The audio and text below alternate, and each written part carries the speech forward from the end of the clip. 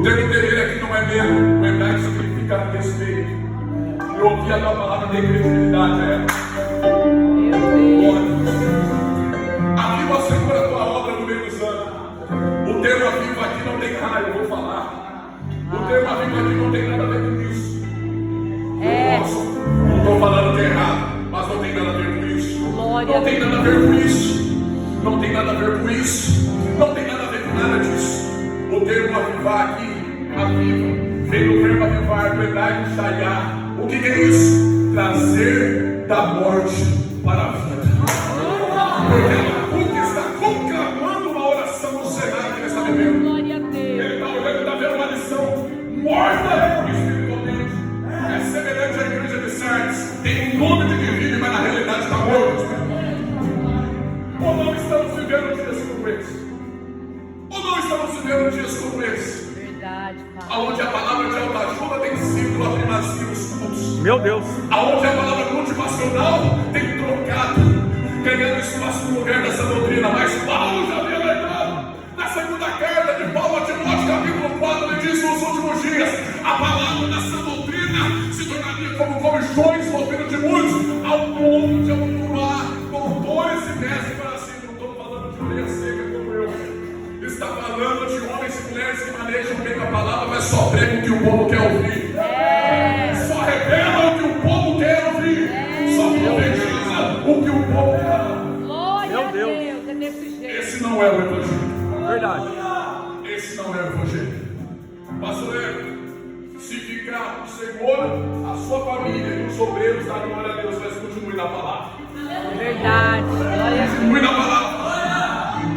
Hoje tem muitos pregadores, infelizmente, amigo nosso, que eram homens assíduos pregadores da palavra, da sã doutrina com a palavra. Eu não estou falando aqui de uso e costumes, eu estou falando da sã doutrina, a palavra de Deus, que para não perder a agenda agora, dá um jeitinho de adequar a palavra à igreja.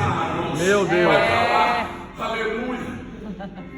É verdade. Pastor André, o que dá forma nessa água aqui? O copo. Exato, quem falou? Eu. O problema é que hoje Tem que ser enquadrado no copo. É desse jeito. é a água que tem que se adequar ao copo, viu, irmãos? Não é o copo se adequar à água. Glória a Deus. É a água que tem que se adequar ao copo. Meu Deus. Abacuque conclama essa oração dizendo: Senhor, aviva a tua obra no meio dos anos. E no meio dos anos a paz descida. Só que na tua ira lembra da misericórdia. Por que ele diz isso? Porque Abacuque já está fazendo uma oração para a posteridade. Senhor, se lá no meio da jornada o povo cambalear a fé, o povo dá uma mancadinha, Senhor, tem misericórdia. Dá uma segurada na ira, mas tem misericórdia para com eles.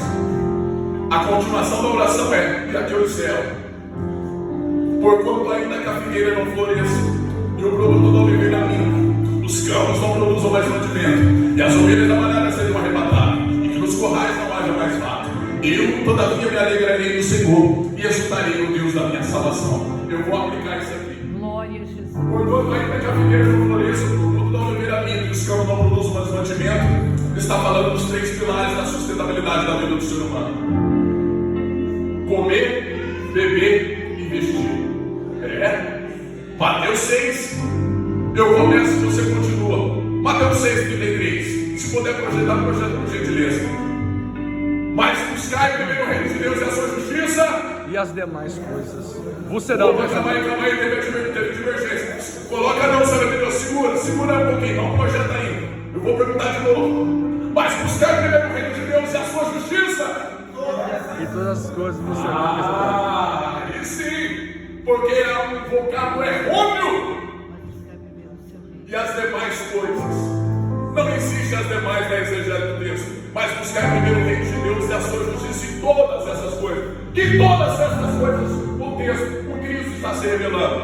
Se você ler os versos anteriores, vai dizer: mas por que vós andais ansiosos com o que havem de comer, beber e vestir?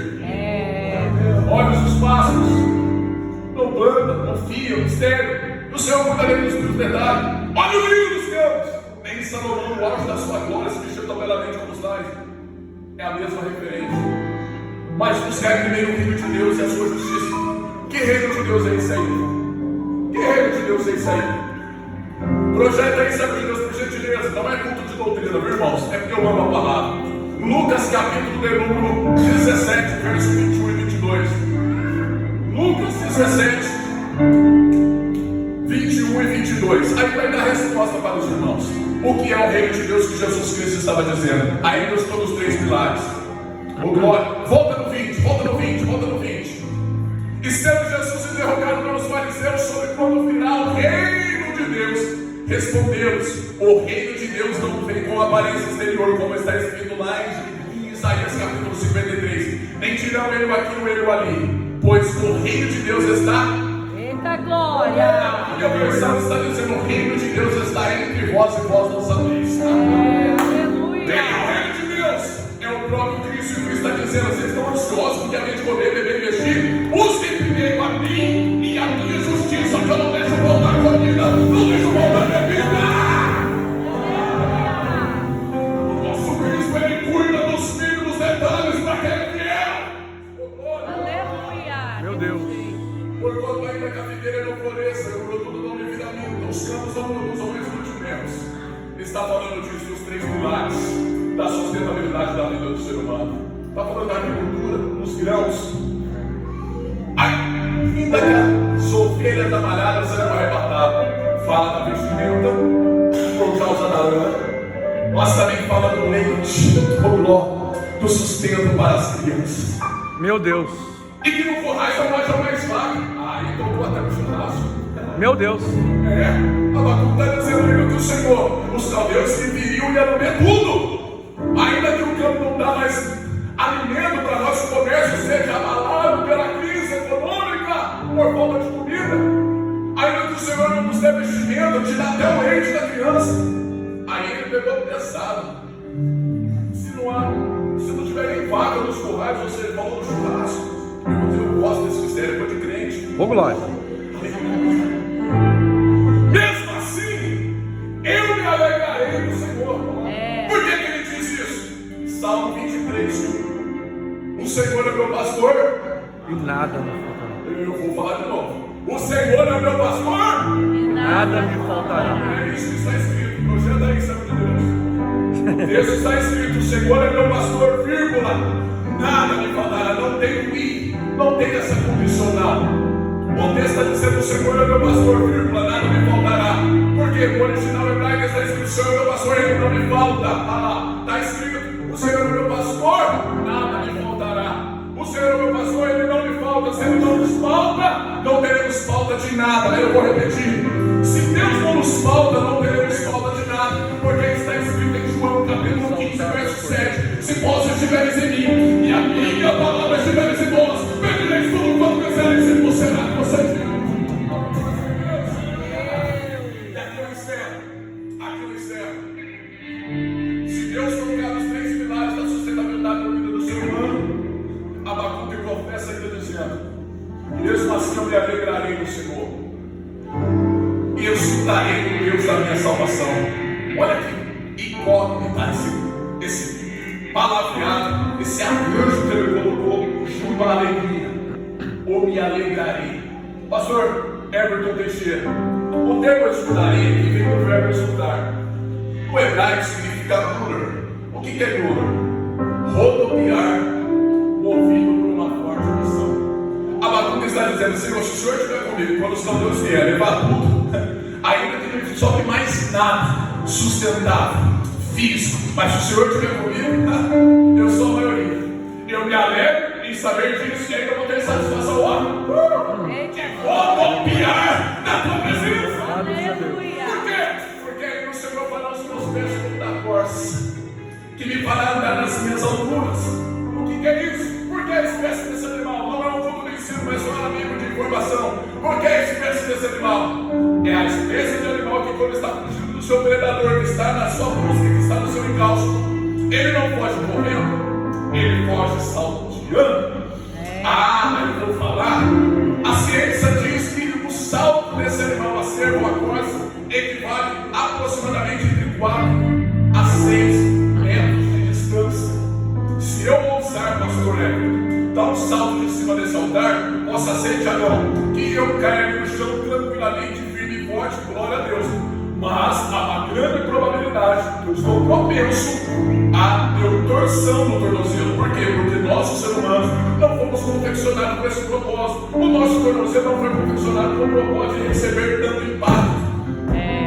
Mas a espécie desse animal, se nós somos confeccionados para andar, esse animal foi confeccionado com um tornozelo diferenciado. Deus. Como que é que vocês falam lá abaixo? Quando você vai rebaixar o carro, coloca aquele reforço da suspensão, é idêntico. É o mesmo propósito, é a mesma ideia. Tornozelo fortificado, por quê? Porque salteia em alta velocidade e em distâncias elevadas. Foi feito com esse propósito. E Abacuque está dizendo: Senhor, se o Senhor tirar tudo, mas se o Senhor for comigo, eu me alegro. Aleluia. Eu confio. E ainda ando tranquilamente, com firmeza no cenário, caos, porque o Senhor está comigo. O Senhor não vai só me fazer andar, mas o Senhor vai fazer voar nas minhas alturas. Sabe o que Deus está dizendo para alguém aqui nessa noite? Hoje eu entro nesse ambiente de adoração, na quinta do propósito. Você que chegou para baixo, cabisbaixo, desmotivado, está a ponto de chutar no pau e dizer: Senhor, não volto mais. Usa o pregador que Deus está dizendo: eu te tomo pela tua mão direita nessa noite, porque está escrito. Está escrito em Naum capítulo 1, verso 7.